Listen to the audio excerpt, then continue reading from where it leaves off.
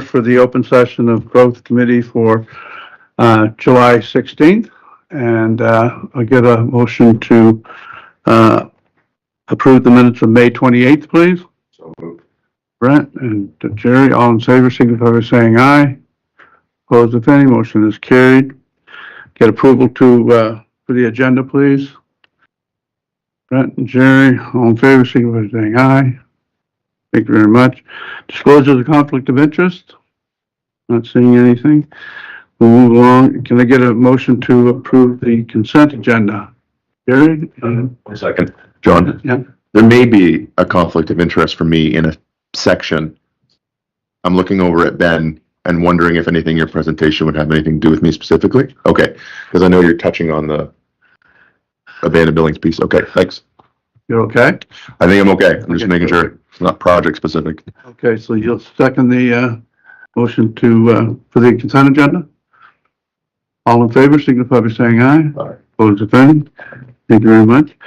So our presenter for age-friendly communities hasn't arrived yet, so maybe we could get the city transit 6.2 first.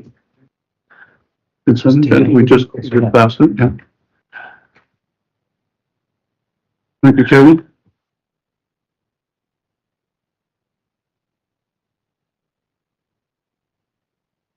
Good morning, Chair, Growth Committee members. My name is Kevin Lockery. I'm the Senior Manager of Transit and Fleet for the City of St. John, and I'm here today to talk about St. John Transit in the year 2023. Just to give you a brief overview of St. John Transit, it provides the community with professional, safe, and accessible and environmentally friendly public transportation. Delivery of the service is administered by the City of St. John through a management service agreement with the St. John Transit Commission. St. John Transit consists of scheduled fixed routes and on-demand routes throughout the community, utilizing a mixed fleet of 40-foot low-floor diesels, 20-foot low-floor electric, and paratransit buses, which are safe, reliable, and fully accessible for the mobility impaired. St. John Transit provides 7-day-a-week service with a series of mainline routes that provide the backbone for the system, and feeder line routes, extra line routes, and on-demand routes that connect to 4 major hubs within the city. Service begins at 5:30 a.m. on our mainline routes and continues through to midnight. And service begins at 6:10 a.m. on our feeder lines, our extra lines, and our on-demand routes, and ends at approximately 10 p.m. The service also provides bus tours, charter bus service, and integration with our active transportation system. With the support of the St. John Transit Commission, St. John Common Council, and our employees, we've made great strides advancing the Transforming Transit project and modernizing the transit service through continued redesign. As a result of the diligent work by the entire transit team, supported by the City of St. John staff, riders across the city began to see results of the project in 2023.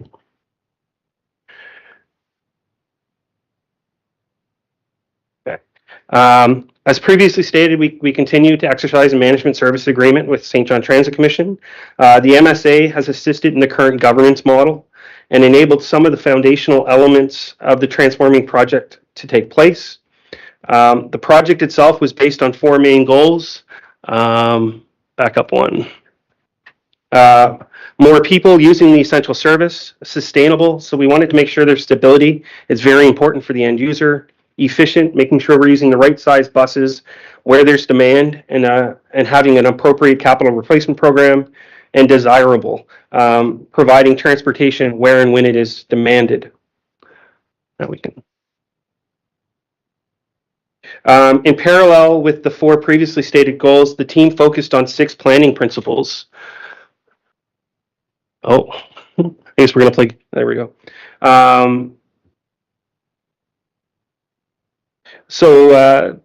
Route simplicity was one of the first planning principles. We wanted to make sure that our routes were the most direct, quick routes that we possibly could have. We wanted to have system designators in there, taking into account accessibility considerations and showcasing our neighborhoods.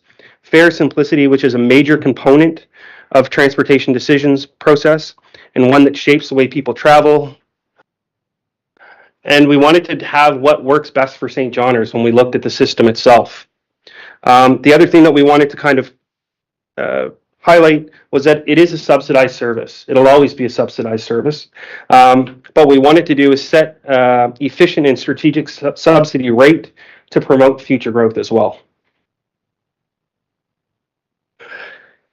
So as you can appreciate, 2023 was a stellar but challenging year for Saint John Transit. Challenging refers to the sheer volume of initiatives, enhancements, and technology implemented and delivered by the dedicated transit team that we have over 12 months. Riders began to see big changes in January 1st of 2023. Routes on the city's west side saw increased frequency, increased hours, and in response to some of the project objectives, Route 1 was extended to the Irving Fieldhouse, which is a key community hub on the east side. Flex West on-demand service, replacing routes 13 and 14, were introduced on January the 9th, ushering in a completely new way of providing transit service to riders. We expanded our hours, our service area. We introduced an on-demand app, which could also be used by telephone. And we introduced our 6 Flex buses. So many of you be familiar with the 20-foot electric Tarzan buses. By the way, we were the first community in North America to have them. Further, to enable system enhancements, the project team developed a recruitment staffing campaign in March to attract new operators and maintenance staff. Positive results allowed the introduction of Flex Milledgeville in July and a host of improvements to the north and south end routes. Flex East service was introduced in October. Most other routes were redesigned out east to meet community needs, including the introduction of Route 35, the NBCC Express, to support the growing student population out there. Behind the scenes, work for all these enhancements was massive undertaking. Staff kept existing routes and operations running smoothly, all while developing new schedules for routes and drivers, working with new service providers to complete charging infrastructure installations, implement new technology components and hardware, training drivers and dispatch on the new applications and the buses, ensuring mechanics and maintenance staff could service new vehicles and acquire appropriate credentials, ensuring routes, stops, and zones were all updated. And we also had our GTFS files all updated as well, with thanks to the GIS team here at the city. With all of that, we also have a thank you to supply chain management. They helped us through this whole procurement process, and everything went smoothly in securing all of these different elements. Above, you'll see at a glance our system in 2023. Based on industry standards from across Canada, transit reports on a set of key performance indicators that are measured and monitored closely. 2023 saw an increase in service hours to 86,506, and ridership reached 1,937,659 riders, up 22% from 2022. This gave us a ratio of rider per population of 25.5, up 20% from 2022. We are trending positively in a direction to reach a target of 28.5 in the coming years. 2023 also saw us an increase in riders per revenue hour to 22.4, moving us above our target of 22. Measuring service hours measuring service hours and ridership as a ratio of effectiveness. We are seeing results. Post-pandemic ridership across the country is returning to 2019 levels, and I'm convinced that our significant work related to the Transforming Transit project is paying off. However, from an expense perspective, fuel costs and parts and supplies were the main drivers that contributed to a deficit of just over $700,000. Both of these items are still very volatile items. Parts and supply costs increased in 2023, and we're projecting north of $450,000 more than the budget in 2024. These increases are unheard of in the industry, and they're being termed hyperinflation. And this is across all transits from St. John's, Newfoundland to Vancouver. Additionally, there's not been a 40-foot bus purchased since Q1 of 2018. The oldest bus we have in our fleet is 2005. And 50% of the 40-foot buses we have are 15 years or older. Furthermore, 50% of our fleet is from a manufacturer that no longer exists. So we're buying parts from a reseller for buses, which are becoming more and more challenging to acquire. With this being said, St. John Transit did submit an application in June of 2023 to Infrastructure Canada and the Zero Emission Transit Fund for replacement of a significant portion of this rolling stock. Unfortunately, we haven't received any positive news to date. It's important to note that revenues and ridership were well up from 2022. In fact, 2023 actual revenues of $4,630,000 were very healthy and trending pre-pandemic levels. Ridership has increased by almost 500,000 rides, and in 2022, 500,000 rides. Communication continues to be an important factor in the transformation project, and our transit team continues to interact with the public. This effort is to ensure messaging and updates are properly delivered, and that our riders continue to know of all the improvements we have and what we're doing in the foreseeable future. On behalf of St. John Transit, I'd like to thank Common Council for supporting the growing public transit service for St. John residents. Investment in public transit is an investment in environmental sustainability, community inclusion, and economic development. On behalf of the transit team, I look forward to furthering the success that we saw in 2022 or 2023 and implementing more service improvements in 2024. Thank you for your time today, and I'm open to any questions. Councillor Lowe. Should thank the transit, the one that Brent and I on it, commission there Yeah. to you. I think you forgot that. Add that to it. Okay. I got a question and The the team, right. I got a question and a statement. First of all, under operating revenues, the bus charters, I mean, I think that they've tripled. I mean, a bus charter, it leaves with the money in the box already, so you know exactly what you're getting, which is perfect, right? And it's gone from 89 to 239,000. But I'd like to know what the other is. The other you budgeted for 250, you ended up at 586. What comes under other?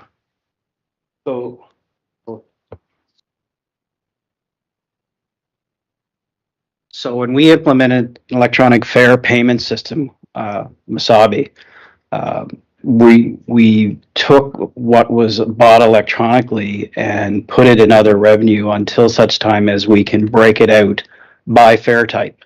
So when somebody buys an electronic pass, whether it's cash, whether it's a 10-ride pass, it's not broken out yet. We haven't been able to reconcile that so that we can count the various electronic purchases. That's what's in other revenue. Thank you. Your worship.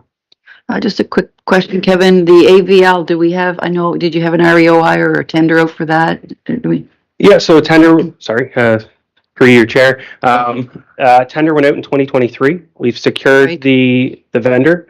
We're in the process of going through the initial steps with that vendor. We hope to have something late Q4 of this year into Q1 of next year. Perfect. Fuel hedging, still doing that? That's correct. Yep. Okay, sounds good. Thank you.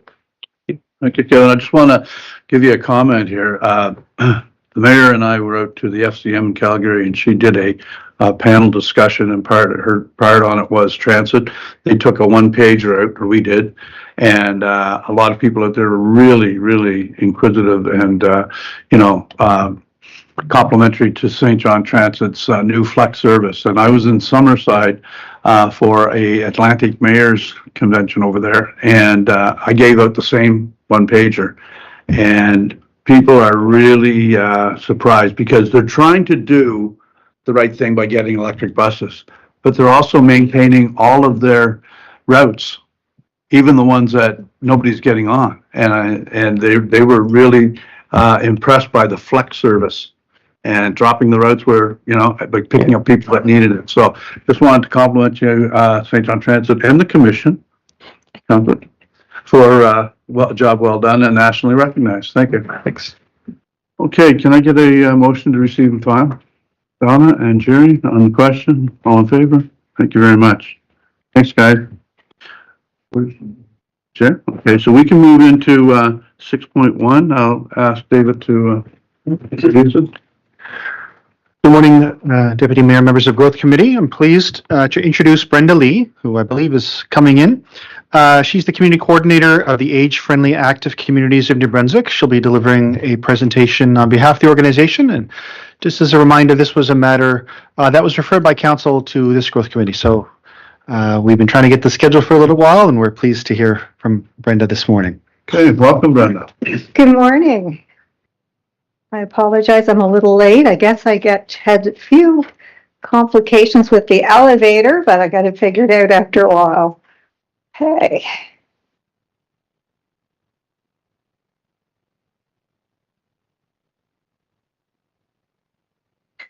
So good afternoon, Your Worship and members of the St. John Growth Committee. My name is Brenda Lee and I'm the Community Coordinator for Age Friendly. Are my slides up?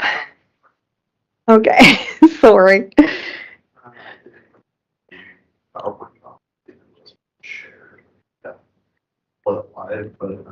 Screen them, unfortunately.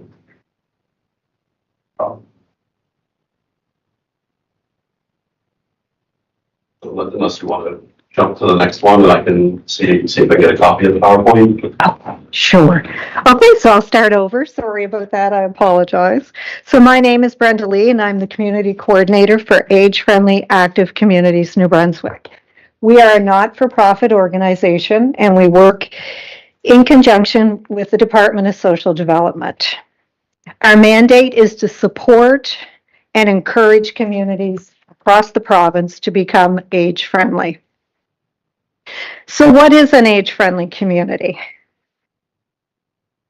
An age-friendly community is designed to promote health, well-being, and quality of life for older adults, which contributes to the overall well-being of the entire community. One of its key components is the fact that it is citizen-based. The citizens are able to identify what is needed in their communities and then provided the opportunity to create change. Age-friendly communities work from the ground up in an upstream manner. It's more of a preventative initiative in the long term, but it'll also create a better community today. So it was started by the World Health Organization in collaboration with the Public Health Agency of Canada in 2006. There is a whole web page dedicated to the necessity and the logistics of age-friendly on the Public Health Agency of Canada website, as well as the World Health Organization. I've included the links in your information, but if you Google or do a search age-friendly communities, you'll get a wealth of information. So with the global, national, and provincial aging population, all provinces in Canada are now working towards becoming age-friendly. In 2012, the province of New Brunswick started their age-friendly community recognition program. Again, there's all kinds of information on the internet along with the guide and what it takes to achieve recognition. If you put in GNB age-friendly communities, you'll get, again, all kinds of information, but I've also included the link for you. So the World Health Organization, the Public Health Agency of Canada, and the province of New Brunswick have endorsed that there are 8 domains or 8 action areas that need to be addressed when you're moving towards becoming an age-friendly community. So breaking it down a little bit further, next slide. It looks at the physical environment, the social environment, and the personal well-being of all citizens, with an emphasis on older adults. So for example, physical, outdoor spaces and public buildings, housing, transportation.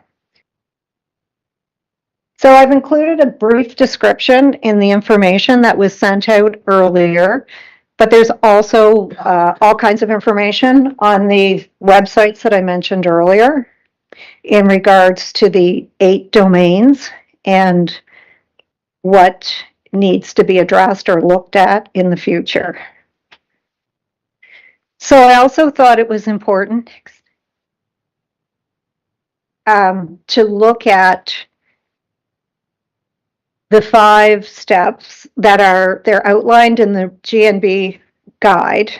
But I thought it was important for us to look at who's responsible, to articulate that it's not something that we're asking mayor and council to take on, or mayor, council, and staff. It's a citizen-based initiative, as I mentioned earlier. So it's by the citizens, for the citizens. So the first thing, though, that we do need you for is to pass a resolution. A commitment from the local government that they're going to commit to working towards becoming age-friendly. Step 2 is to establish an AFC advisory committee. That's a citizen-based volunteer, but it's also asked that a member of council sit on the committee. It makes a huge difference to keep that open line of communication between council and your advisory committee. Most committees have a member of council on them, and they find it works really well. So then your advisory committee will perform the rest of the steps. They'll conduct an age-friendly community assessment, taking a portrait of the community. What infrastructure do we have? What's needed? They'll talk to citizens, whether it's through town halls or a survey, and all those things we're able to help you with, or them with, I guess. Step 4, they would develop an action plan, but they would bring it back to council for approval. And then they would fill in the application and send it off to seniors at GNB to become recognized. The province has it go through an assessment team, and they will come back to your committee if there's something missing or something more they're looking for. And then they'll send it up to the minister's office for approval, and you'll be awarded a plaque and a pull-up banner and a recognition event. So the Age-Friendly Community Initiative is an ongoing journey. The province of New Brunswick is one of the few provinces that does ask that your committee at the end of 3 years reassess and create a new action plan for the next 3 years, and to obviously submit it to council for approval. Then they want you to reapply to the province to maintain your recognition. They are one of the few provinces that does this, but they do find that it helps to ensure that there's continued community engagement with all citizens and relevant stakeholders, with an emphasis on the older adults. It's also important as a community that you share your success stories of completed actions so citizens know their voices are being heard. Key roles. The advisory committee, as I mentioned, will work to create partnerships and collaborate fresh creative thinking to discover solutions. They'll also advocate for your community and its citizens. The mayor and council, their job is to embrace the Age-Friendly Community Initiative.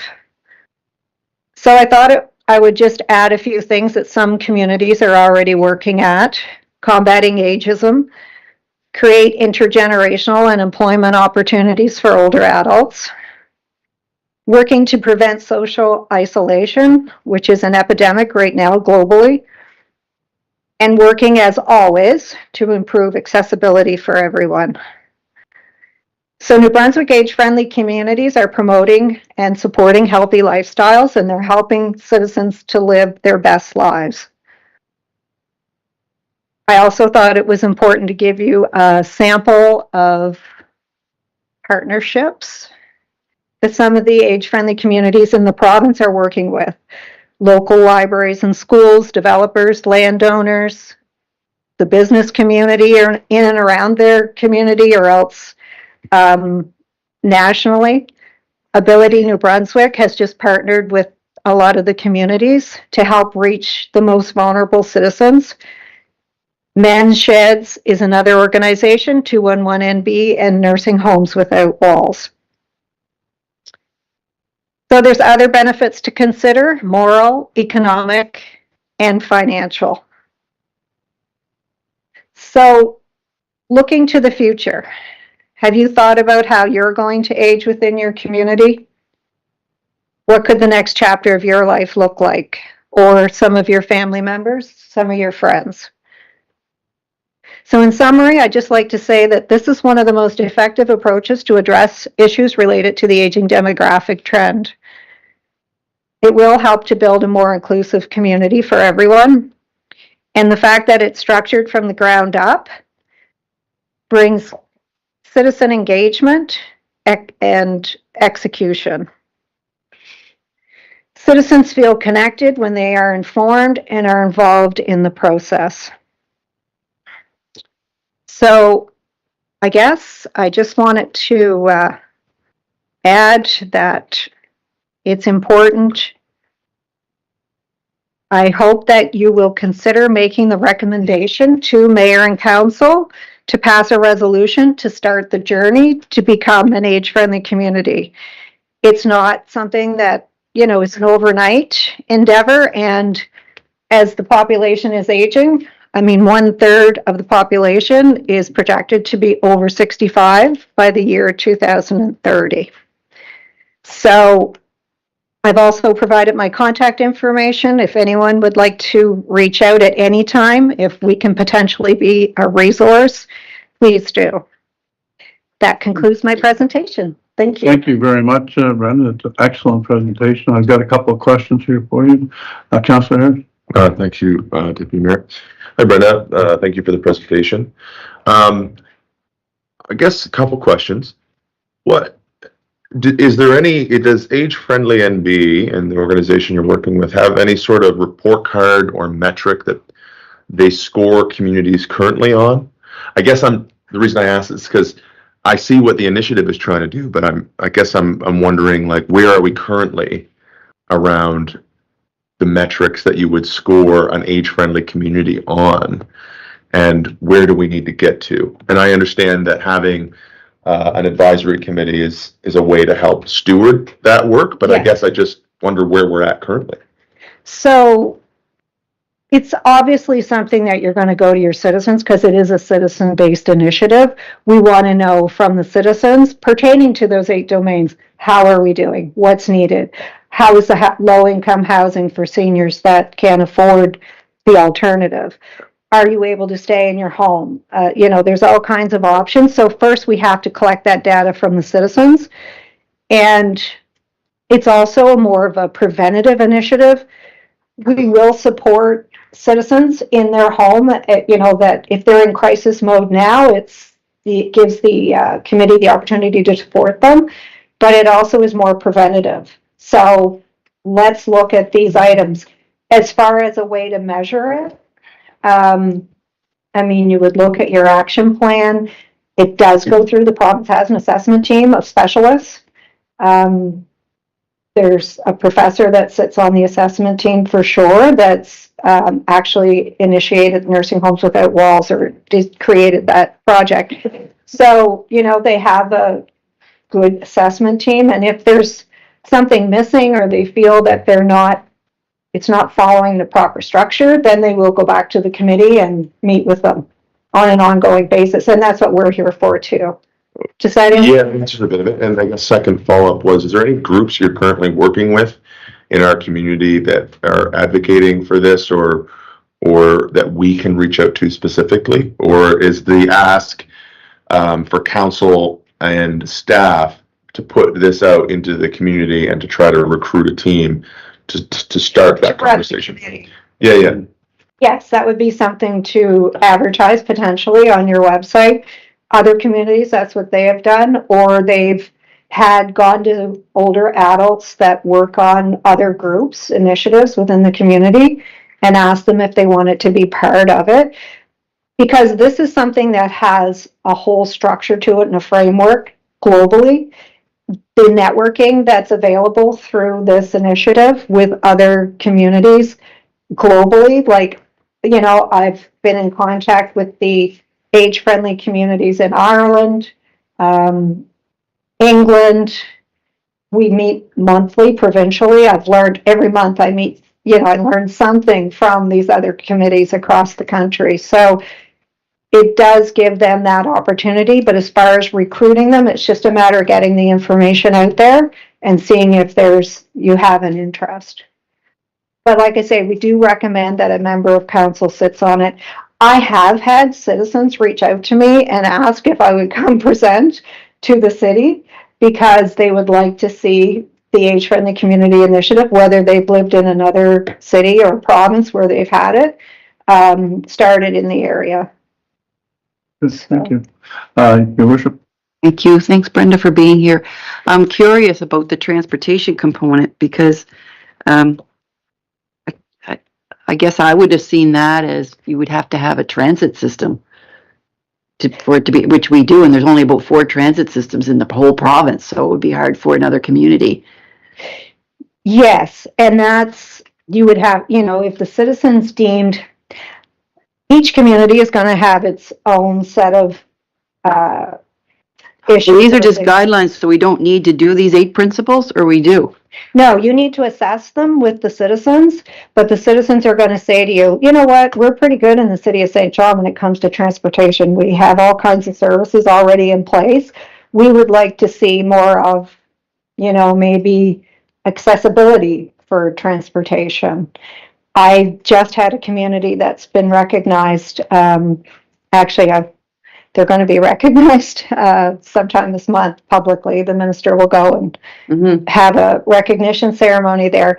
But one of their initiatives is, but they're more of a rural community, they're buying a accessible minivan or van and going to be able to take their older adults that can no longer drive or need that assistance to get to dialysis or whatever in the city of Moncton. And they're going to partner with an automobile company, and they're going to partner with the nursing home. And so it just depends on what your citizens deem necessary. You do have to assess all 8 domains, but they only recommend that you look at, like the committee. If I was working with the committee, I would tell them to look at 3 initiatives maximum over the 3-year term. So whatever's most critical. If it is transportation, then So are there levels of being, of this designation? Like, I mean, if we had, if we do have transit, you can hop on the bus, not because you have to go to dialysis, but because you have to go to the mall. It's a completely different requirement. yeah. So, so yeah, I was just curious about that when I read it. I thought because I think I'm pretty sure I went to when Ross got the designation, but when I read this, I think, how would you get a designation without a transit system? But anyways, no, that's interesting that it just has to be talked about. And the town of Rothsay may have decided that, or the citizens may have said, no, transportation's not an issue in our community. We feel like, we have ample opportunity, whether it be taxi service or whatever. So, and that's the importance too of reaching the most vulnerable citizens within the communities to make sure that we're getting correct information, correct data back. Okay, well, thank you. Okay, well, listen, thank you, Brenda. I think this is something that we really need to dive into, and I'm wondering, with all the information that we just received, if I couldn't get a motion that staff be directed to return with a recommendation at a subsequent growth meeting so that we could make a recommendation to council. Could I get a motion for that effect? So moved. Brent, and seconded by Jerry on the motion. All those in favor? Thank you very much. Thank Perfect. you. Like I said, I'm available anytime if anyone wants more information or would like to meet with me one-on-one. Excellent. Thank you. Thank you. We do. Okay, I did. Thank you.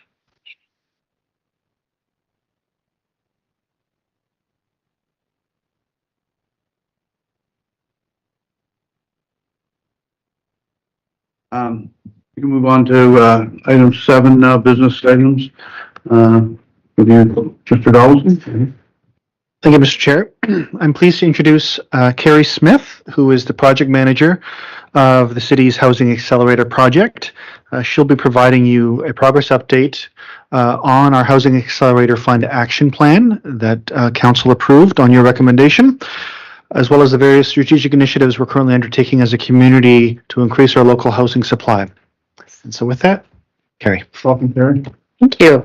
Good afternoon, Chair and members of Growth Committee.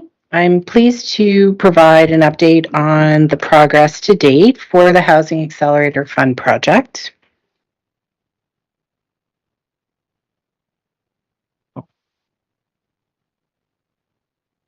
Let's try. Yep, it does. Okay, thanks, Travis. To recap, the objectives of the HALF program are to accelerate creation of housing while improving the overall building and development approval process. These objectives are supported by prioritizing the development of complete communities that are affordable, inclusive, equitable, diverse, and climate resilient. The city has identified 8 initiatives under the HALF project which align and support objectives across other strategic plans, including Plan SJ, the 10-year strategic plan, and the Affordable Housing Action Plan.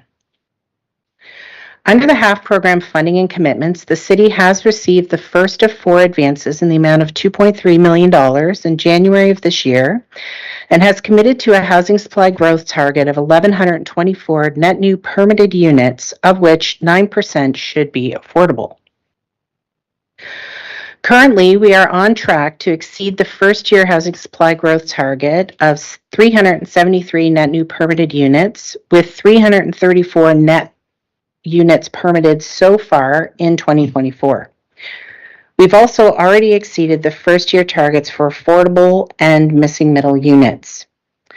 Overall, against the 3-year target, we're actually at 30% of the overall housing supply growth target, 46% of the overall affordable target, 51% of the overall missing middle, and 28% of the multi-unit apartment style. The housing supply growth target is driven by 8 initiatives, which support program, policy, and application advances that will have positive impacts on building and development in the city long after this program has closed. These initiatives are progressed through a series of milestone activities, which I will share in more detail over the next few slides. For Initiative 1, focused on the North End Plan, data collection and planning activities have commenced in support of developing the North End Plan. The study area has been defined, advisory committee appointed, and community engagement has begun on Shape Your City. An RFP has been issued to support planned development activities and is set to close later this month. Additional engagement and visioning activities will continue through the remainder of 2024, and in 2025, the focus will be on drafting, refining, and adopting the plan with implementation in 2026.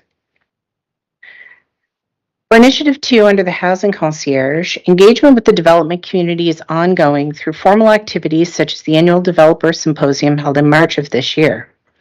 Planning will begin in the fall for the next event, which is planned for early 2025, while informal engagements are ongoing. Creation of an expanded development incentive program is also underway. A draft has been circulated to stakeholders and will be presented to Growth Committee and Council for review and approval in September, with application intake starting in the 4th quarter of this year. Refinement of a housing concierge program is ongoing, focused on facilitation throughout the permitting process, supporting developers with addressing project-specific requirements. Identification of development projects that could benefit from this additional support is also underway. Under Initiative 3, Unlocking Gentle Density, procurement of a firm to assist with the development of a catalog of housing designs is underway, along with amendments to the subdivision bylaw for land for public purpose when money in lieu is the preferred option. Both of these efforts are scheduled to be completed by the end of 2024, with full implementation in 2025, and are focused on speeding up the permit approval process, saving time and money for developers. Under Initiative 4, Affordable Housing, efforts supporting affordable housing are well underway, with council approval of both the soft cost grant policy and affordable housing grant program amendments. Intake for these programs is now open. The next review period is in September 2024, and the cycle will continue on a quarterly basis where funding allows. Engagement with the nonprofit sector will continue, ensuring that these programs remain optimized and relevant. Under Initiative 5, Leveraging Lands, a new real estate manager has been hired to support activities under this initiative. A research review is underway in support of the creation of a land acquisition and disposition policy, along with creation of a new GIS tool to categorize lands for development readiness. A draft of the new tool and policy will be ready by the end of 2024, with approval and implementation scheduled for early 2025. Under Initiative 6, Zoning Bylaw Reform, work is underway to select a consultant along with collection and review of background information for proposed zoning bylaw revisions that will streamline the development approval process. Public engagement will begin late summer with a draft of the proposed amendments and refinement in early fall. A final version will be submitted for PAC and council approval by the end of 2024, and adoption and implementation of the revisions will take place in January 2025. For Initiative 7, e-permitting, staff are working on a market analysis of best practice e-permitting systems. A formal needs analysis will begin in late 2024, along with the identification of integration requirements with the city's new ERP system once selected. Identification and selection of a new e-permitting system will take place in the second half of 2025, with implementation in the first half of 2026. Finally, for governance reform, an RFP was issued in May, and a review of proposals is underway with proponent selection due later this week. A best practice review of governance reform models, along with stakeholder engagement, will take place in the second half of 2024. Recommendations for a preferred option will be presented to Growth Committee and Council in early 2025, followed by implementation of the approved option. I would like to thank you for the opportunity to provide an update on the HAF project today. And I would ask that Growth Committee receive and file this presentation and would gladly take any questions that you might have. Okay, thank you very much, Councilor Harris. Thank you, Deputy Mayor. Thanks for the presentation. There's a lot of good work that's happening in here. I was certainly somebody who was opposed to pursuing the housing accelerator originally, and the reason is because I thought it was a bit of drift from where I thought we needed our energy. And I still do for some reasons, although I have to caveat it, like especially the cataloging feature for unlocking general density. I mean, I don't know of any other jurisdiction that's doing that. I know that Minister Sean Fraser has talked about the federal level doing it. So that the off-the-shelf idea for developers to pave the way is brilliant, and it's all good. I guess it's the order of these initiatives that concerns me. And I guess here's the fear. The fear is that we're going to put a lot of activity in with this new influx of cash, and we're going to end up in a place where we don't have a real clear direction on what we're building, where we're building it, and who we're building it for until we get to 27, 26. And by then, we'll already have a ton of energy in the development sector that's sort of sporadic and chaotic. And that's what I look at it as right now. I look at it as a big atrium where council has said we want development of any kind, wherever we can get it, at any cost. And I'm not sure that that's going to pay the dividends we need it to, where we're facing the biggest struggles. I guess I don't believe, just again, to comment on what we were talking about in the development update earlier, I don't believe we're just going to create the supply and overcome the problem at the low end right now for the working class who make the average income in the city. And so to prevent that, I do see 3 initiatives as key to helping us do that here. And I guess this is a question maybe for yourself, but others in the room, and city manager, certainly yourself. Initiatives 3, 4, and 8, to me, look like the area of priority that once we complete them, and once we are able to stand them up and have the coherence behind them, we're going to be able to give better direction to the other initiatives, which are going to help the actual doing of the work, right? And so when I think of that unlocking general density and the affordable housing piece, those go hand in hand. But without the governance reform done, and I'll just remind council, we did pass a motion to stand up a municipal housing entity 2.5 years ago, right? And I know not putting that on anybody, because I know we stopped doing that work to get here, to get the Housing Accelerator Fund, which we have. But my concern is if we don't have the right governance behind it, it's akin to not having a quarterback or having a bunch of quarterbacks, and we need to really be able to throw the right kind of pass for our developers to catch so that they put a box in the place we need it for the people that need it most. And I guess this is my question is, do we really need to just receive and file this? Or do we need to book a day where we can bring in these hired consultants, bring yourself and staff together for a longer form meeting to really like dive down into the details and the minutia around the problems and the locations? Because without that, I see that we're going to continue to have a lot of neighborhoods upset when we come to them with a proposal, or when a developer comes with a proposal. It doesn't come from a sense of direction. It doesn't come from a quarterback. It's hard to see the coherence behind it. It's just, well, this guy wants to put 80 units in my backyard. I don't know who it's going to serve. I don't know where, why it's here. And so I just wonder how much of that helps us get through that. And then I wonder how much getting a bit more direction from council helps our consultants who are currently doing the work and staff who are trying to figure this out as we go in the right direction. So, I mean, I know I put a lot there, Deputy, Yeah. so I'll let others comment here, but. Okay, Katie, do you want to respond to any of that, or City It Manager? looks like Punkage. I'm sorry. Yeah. Yeah. You're up. Through the chair to Councillor Harris. I'll try and touch on the number of questions you raised. I think the first one is about development is sporadic, right? And it's true, we see applications across the city. What is the context for that? The context is that we are a spread out city. We allow stable residential in different areas. And historically, we haven't seen a lot of growth. So we allow developments to occur as they would come. We want to see that growth. Now, with an accelerated growth, we are seeing applications that are coming frequently of higher densities than we anticipated in various parts of the cities. Ideally, you would like to do the Plan SJ, you would like to do a series of neighborhood plans, and you structure all this. That takes time.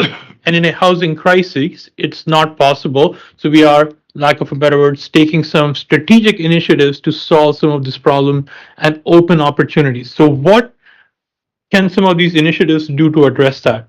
Zoning reform is the one key sort of element of this, which will try and consolidate a lot of the low density, low rise areas and take away this need for want to go from a single unit to 2 unit. We will try and allow up to 4 units on a lot, so that will be something that people will feel as an impact, because they suddenly are used to only seeing single detached homes, but they have to reconcile to the reality that people can't afford single detached homes.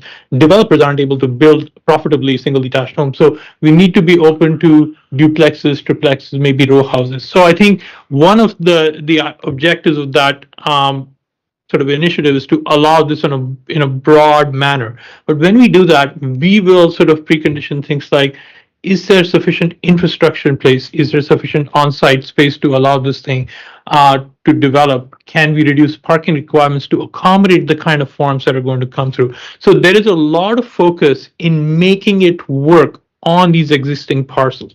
So that's the context for low-rise, up to 4 units or 6 unit products. As part of this initiative, in the absence of a municipal policy, we are also trying to look at criteria to say, where does medium density make sense? And the answer to that shortly is it in alignment with a road that has the infrastructure to provide servicing capacity? And can we, are we already providing transit, or can we provide flex service to that corridor? So that means that people can move and get around to this area. It can be serviced. Is it next to an amenity? Is it next to a employment center? Is it next to, say, a hospital site? Because people want to live there, they can, get to their jobs easily. Is it next to an amenity where people can have recreation opportunities? So in the absence of a full-on municipal plan exercise, what we are trying to do is put forward some criteria so we can pick out a few spots or corridors that we can say, in these corridors, maybe development makes sense. And in a time of crises, it gives the direction to the development industry to say, in these particular areas, we are willing and opening doors for certain kinds of development. And so that could be mixed use areas, and that could be certain corridors. So when you talk about sporadic development, there are some opportunities that we are hoping to streamline through this zoning reform initiative. And that's why it is so important, and it is going to unfold in the next 4 to 5 months by the end of the year. So we'll try and bridge some of that gap, but we also, are going to have conversations with people that what does intensification look like? Are we going to see every neighborhood transform into mid-rise density? And that's not likely to happen, right? Because we do not have infrastructure capacity everywhere. So we are going to say, yeah, maybe in neighborhoods where you have single detached homes, you might see a building that is about 2 or 3 stories high. It might be an evolution, an incremental step in the direction of intensification. And we need to sort of make sure that we are looking at other parameters, how much parking is going to go in there. So I think that's the answer to the sporadic development piece. As far as initiatives such as governance reform, I think, we want to ensure that the market is able to develop as much as possible. So when we look at, initiatives such as leveraging land and through the REOI matrix, we're already making sure that there is some effort on affordability, that these projects that come forward are, creating opportunities for a variety of income classes in the various locations that they're developing. So it is not just full on market, that there is sort of a balancing of council priorities and the community needs. The governance reform, depending on where it goes, can create some opportunities, but those will be still limited. You still want the market to sort of, leverage its capacity to create as many opportunities as they can sort of go after. So zoning reform and land use bylaw and policy is about opening opportunities, facilitating these developments, in addition to governance reform or other initiatives that may be city-led. So I think more or less that is our approach at this point, is to find opportunities within this chaos that we've got right now. Okay. Can I follow up to that? Well, I'll go back here, okay, Okay. 'cause that's a lot of, Yep. a lot of time taking. Yeah, I think the only thing, in addition to what Pankaj just said is, we do have our Housing Accelerator Fund timelines, obligations in terms of meeting those, and the funding is tied to that. And so we know that we need to meet our timelines and our obligations here. And if we do, there may be more funding, I understand, or the ability to attain more funding at the end. Okay. Council, go ahead. You're on, you just keep going on. Okay. Thank you for the presentation. The last few days I've been working on helping to restore part of the Victorian home with a group of volunteers, and painted it and did some other work. And behind us were 2 homes that are being built by Habitat. And it got me thinking of it, just talking to people in the community, that a lot of people are looking for detached homes. They don't want upstairs, and they don't want basements.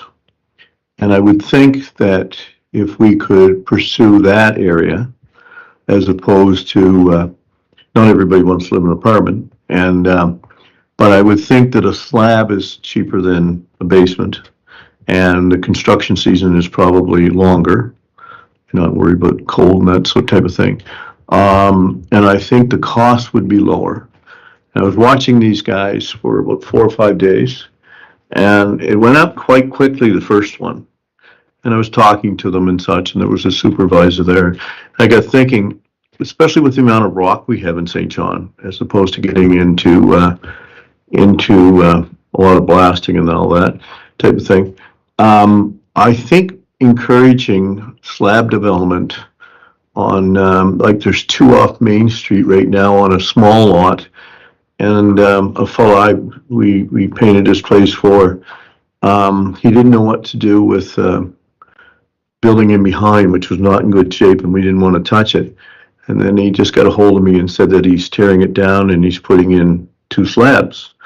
So I'm thinking, not like the big village idea, but I think with all the lots that we have in the city, especially when the way things were torn down in the 60s, you still see basements appear all over the city, because we probably didn't have many regulations. But a lot of those places, I think, could take slabs, and it would go quicker, and it would help us with our housing crisis. So just watching those guys the other day, how fast they went up, I think that's something that St. John should look at. And I would encourage you to do that. Thank you, Councilor. Hey, Brent, you wanna, Yeah. you wanna respond or? Sorry, do you want to No, go? I was just going to say through you, Chair, to the councillor, under the unlocking gentle density and the catalog we're looking at other housing forms that are quick to build, are more economically feasible. Those are the things that we're trying to look at. So garden homes, modular homes, prefab homes. Slab Yeah, on a former house that torn down, which Yes. probably had a carriage for horses. right. If you get a chance to go over, it's on the corner of Duke and Guilford. And here we were helping to fix up a home that was built in 1870. That was once a doctor's office. And I thought it was rather pleasant, way to set up the character of our city because we have so much to offer. Yes. Clarification, Duke and Guilford is west. There was no Guilford uptown. Right on, but you didn't know that. But if you do, you know that. I do. Thank you. Okay, Brent, did you have another question? Well, yes. So the overarching question is, how do I make evidence-based decisions? That is the strategic question. My role is to set direction, staff's role is to implement. Currently, I cannot make an evidence-based decision on the Housing Accelerator Fund. And the reason I can't make the evidence-based decision is because I don't have evidence that's being put in front of me that shows us we are going to solve the problems we have currently by doing these things. I believe we could. It's not that I'm thinking this is not going to help the problem, but it's a question mark, right? We don't have modeling that I can look at to say these initiatives are going to produce these results and we're going to be accountable to them and be able to tweak them as we go so we achieve them. So I guess it's like we're looking at the Housing Accelerator Fund as a strategy. We're developing a strategy. It's not a program, because programs are things that we have control over. And I understand when we leave it to the market, it's volatile. We have no clue if the market's going to show up and build houses. So that is where we need a strategy. We don't have that type of oversight and ability to control what they do. They're going to answer to where the easy money is, and they're going to go where their investors tell them to. So that puts me in a tricky spot here where we're facing a housing crisis and where more of my neighbors who are working are housing insecure, right? So if that's the problem, I guess it's like, what problem are we trying to solve? Let's be clear about that. My thought was that we were trying to solve the housing crisis. But if you're living in a single detached family home, you're not in a housing crisis. You may be in an affordability piece. It might be hard to afford that home. I'm not saying there's no difficulty for those types of people, but more and more St. Johners are losing apartments, and more St. Johners are spending 40 to 50% of their income on rent. So to make an evidence-based decision in a governance lane, our responsibility as councillors is to ensure that we make an evidence-based decision and that we can coherently talk about that to the residents who put us here. And that's why I'm suggesting that, I have a motion, and I'll defer to city manager here on this, because there could be other off-ramps I don't know about that staff is already considering here. But that's why I'm considering or putting this motion forward, that we get our consultants together and our staff together and council, or at least growth committee maybe, for a longer format meeting to have a deeper level discussion to drive deeper into the details and the problems we're trying to solve, so that we have that at the information level when we get some of these done, right? Like, I get that we're not going to be able to make an evidence-based decision on everything yet because we're currently trying to go figure stuff out. But so you see where I'm going here? Well, I see where you want to go, yeah. Yeah. So, Yeah, so just in terms of that, I guess, to what end, I wonder, I'm not clear on that, because we do have, over $9.1 million that's been awarded to us based upon these, 8 objectives or 8 initiatives, and, they're underway. And what we're seeing with months into this, 6 months or so into it, is that we're essentially meeting or exceeding all of the targets. So when you look at, our 1,124 new units, we're at 30% within 6 months. If you look at our affordable housing target minimum of 9%, our 101 units out of the 1,124, we're at 46% of our 3-year target. So I think, when you look at the metrics, and we can maybe at our next go round, the growth committee, actually highlight some of those metrics, because I think it would be helpful for growth to actually see those numbers. Now that's something I had touched on, at our last council meeting, but, so we are meeting our metrics. Now, holistically, as we had discussed earlier, is there a net loss in terms of affordable units? If there is, then that, we should identify that, and we've taken, agreed to take that away in terms of looking at it, whether we can parse out that data, because we don't own it. We'll have to venture down that path and see. But we are meeting, the metrics that we've set out. So I guess I wonder to what end. Yeah. So to answer your question, City Manager, I don't disagree. Those numbers look good, but I don't know that we can predict based on this trajectory that in 4 years' time, a person who makes the average income in St. John is going to be spending between 30 and 35% of their income on housing, right? So in order to stave off the risk factor of the housing crisis, we need residents to be able to spend that bucket. That's been the widely identified number by CMHC and other groups that have much more authority over this issue than we do. So we don't know whether we're going to be there. We know that we're creating supply. We know that we're building more units. And we know that the numbers that the Housing Accelerator Fund we applied for, we're achieving. But we don't know whether we're actually going to solve or deliver on our affordable housing action plan, which already points out that we have this issue. It looks like it's getting worse when you look at the metadata around rent increases and wage increases, which are inordinately different. And to have the right mixture, my extreme belief would be that we need to aim for a 40% adoption rate at the nonprofit level of our housing stock, which is an extreme view. But based on the evidence I've looked at and researched, that's the only way we can get to a unified housing system that is affordable for residents. That's an extreme view, and it wouldn't be shared by most people around this table, I agree. But you know what I mean? To endorse this, there's a lot of decisions we have to make within these 8 initiatives, and our consultants are going to be pushing recommendations off their work. But if we don't inform them at some level to some of these pieces, how are we going to make sure these initiatives are actioned the right way? Do you think, Councillor, that it has to be a councillor that informs them, or those consultants can go out and find that information? I think we have the most carnal knowledge on our neighborhoods. Well, I don't disagree with you, but I think when you hire a consultant to do a job, that's part of their job, to go out and do that. And they would have, different methods of doing it. I mean, it's a national program. It's been successful everywhere that people have, applied and were successful in getting their money. The stats show it.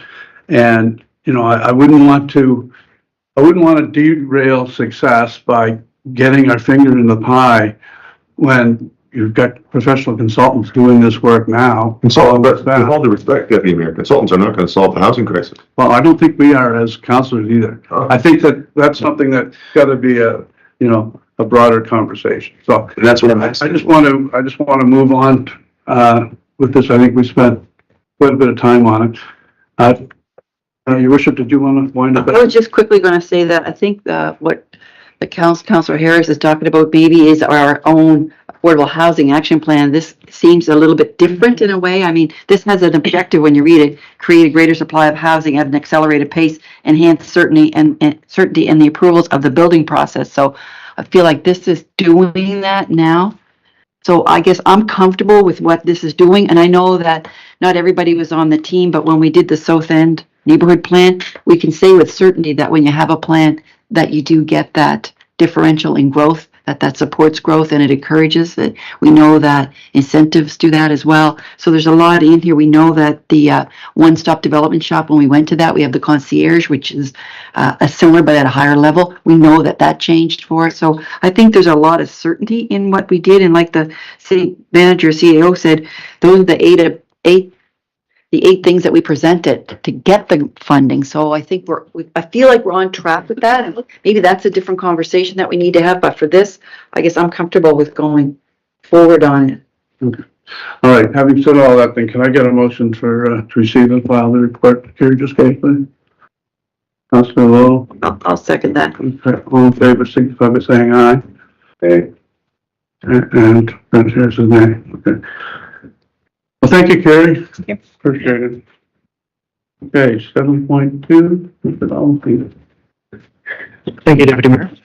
I'm pleased to introduce Ben Purrington, Manager of our Community Standards Compliance team. He'll be providing you with an overview of our existing programs and ongoing pilot projects as it relates to this work. So with that, Welcome, Ben. Thank you. Good afternoon to the chair and members of the Growth Committee. Today I'll be providing an update on on the status of the city's community standards compliance programs at the halfway point of 2024. I'd like to first provide a brief overview of the presentation. Initially, I'll summarize our existing compliance programs and the ongoing pilots which have enhanced them. And then I'll provide specific updates on each individual program, including the dangerous and vacant building, the minimum property standards, and the community standards programs. And then conclude with a summary and be available to answer any questions. So our Growth Committee is familiar with our compliance programs. I'll just provide a quick overview of them. We have the Dangerous and Vacant Building Program, which monitors vacant buildings throughout the city. We pursue enforcement action, which can result in demolition, though we often work with owners to see these buildings be repaired and reoccupied. Then there's a Minimum Property Standards Program, which enforces maintenance and occupancy standards on rental buildings within the city. And finally, the Community Standards Program, which primarily addresses unsightly premises and zoning bylaw complaints, but also addresses serious dog control cases and other property-related matters. At the start of 2024, multiple pilot projects commenced, which increased capacity within these programs. There's the Community Enhancement Pilot, which was approved by Common Council in June 2023 and added additional staff members to the Dangerous and Vacant Building and Minimum Property Standards programs for a 15-month period. And then there was the Community Standards Program expansion, which was approved by Common Council in November 2023. And that added staff to that specific program for a 24-month period. And staff members were onboarded for these pilot programs throughout late 2023 and into early 2024. I'll now move on to the specific updates on each program, beginning with the Dangerous and Vacant Building Program. This program was enhanced through the Community Enhancement Pilot by adding a Technical Services Junior Engineer for a 15-month time frame. It should be noted that we're currently hiring for this position, as Justin Tinker, who had previously filled the role, has assumed my former position as the Dangerous and Vacant Building Program Manager. The goal of the pilot was to achieve an increase in resolved cases and also enhance unsightly repair efforts focused primarily in areas of priority. So into the results. We resolved 47 cases last year, and year to date so far, we've resolved 29 in 2024. We're on pace to exceed the 2023 number and will likely meet the pilot goal of 60 resolved cases. 76% of our cases this year have been resolved by the building being repaired and reoccupied, which is up from last year's number of 66% and aligns with our goal of 75%. We've issued 3 dangerous buildings notices to comply, pursuing demolition on those buildings so far this year compared to 1 last year. And there's no target for this metric, as enforcement through demolition is not an outcome we hope to pursue, but is sometimes necessary. And we've also issued 4 unsightly repair notices to comply, which is slightly behind the pace needed to reach our goal of 10, mostly due to efforts being diverted to address more hazardous buildings. However, we're still confident in meeting that goal by year end. And overall, the program will exceed 2023 results in all areas and is on near the pace necessary to meet goals established at the start of the pilot. So next, the Minimum Property Standards Program, which was also enhanced through the community enhancement pilot, adding a new assistant building inspector for a 15-month time frame. This pilot aimed to transition the program from a complaint-based approach to a proactive one with a focus on areas of priority. In 2023, we resolved 35 cases in the minimum property standards program, and so far year to date, we've resolved 29. So we expect to exceed our 2023 number within the next month or two. However, we're slightly behind the pace necessary to achieve the pilot goal of 65 resolved cases. In terms of new cases added, we've added 56 so far this year, exceeding last year's number of 47, and are on pace to meet the goal of 100 new cases. And from the 29 resolved cases, 118 units were confirmed or made safe this year through efforts of the program. Overall, the program has made significant progress due to the additional resources. We've nearly surpassed our 2023 result and anticipate resolving even more cases as we further expand our caseload. And then finally, the Community Standards Program, which was expanded by Common Council resolution in late 2023. A new standards officer was added to the program for a 24-month period, doubling capacity within the program. In addition, staff was tasked with streamlining our zoning enforcement procedures. As for results, we've already surpassed last year's numbers under this program, resolving 141 unsightly premise cases in 6 months this year compared to 115 total last year, and 38 zoning cases this year compared to 10 total last year.